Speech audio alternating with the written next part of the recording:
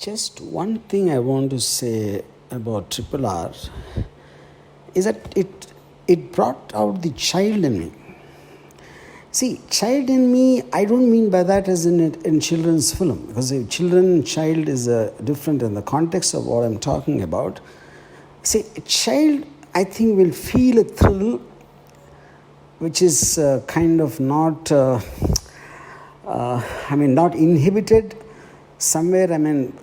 When you're intelligent, when you think you're sensible, when you want rationality, you almost feel adult. You will lose something in your life, you lose something to enjoy purely for what it's intended to be, what it is.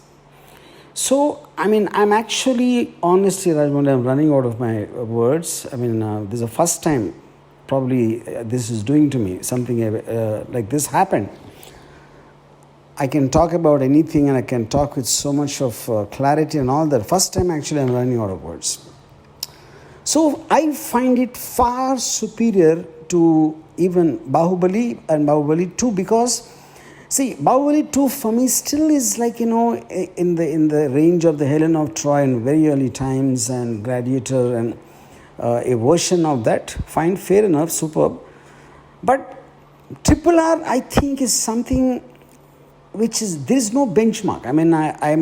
When I saw the trailer, honestly, I felt it just is looking, it is going on the border of being little fake, and maybe the tiger shot and all that, though visually it is stunning. I just felt the advantage of Bahubali, where there's a period film and you can take a lot of things, but this set in somewhere in the 20s or 30s, in more contemporary times, I just had this gut feeling something can go wrong. But how wrong am I, in the whole context? I really didn't matter to me whether this is set in in certain freedom struggle of whatever those characters are. And just in one line, I want to say, it's okay. Now, the context, I felt there's a fairy tale element involved. There is something like the little girl being kidnapped, which is not the thing for me. But the sweep of the narrative, see, the visual, of course, is mind-blowingly fantastic, nothing unlike anything I've seen before. But even the narrative sweep, I think, is unique in the context. You're a person you just love. You love a frame, you love a visual, you love an emotion attached to it. And it is so, obvious in every frame. It's like a brush strokes of a great artist, though I'm not into paintings. So which is the reason I'm once again saying that I'm just running out of words. Now, for me, the actors, somewhere in the reports I heard that Charan's character is better or something. I think it's nonsense. I think I can't pick out, because every time anyone is there, it's working as well.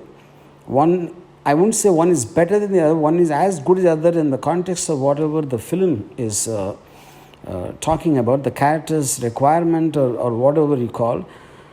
And the action sequences, I don't even know how to talk about it. Each and everything. I really don't believe there's a parallel. I am not a big superhero fan of a superhero franchise, the Marvel comics and all that. When I heard about the Ram Charan and Tarak fight, I thought somewhere it will be in the zone of the Batman-Superman fight. It should be somewhere around that. But I felt it caught such a right balance between being real and unreal. There is a human being and there is a Superman kind of a strength or a ability, you call. So the emotions on Tarak's and Ramcharan's face is so human, and what they do is superhuman, and that mix is something I don't believe I've ever seen so far. That is something else. And I think it is audacious to even imagine that animals coming and fighting, letting them out. And that is something pulled off. It was something like I felt myself kind of, just sitting an inch above it in the tension or the joy or what. I am actually not able to explain what emotion I felt while watching Triple R.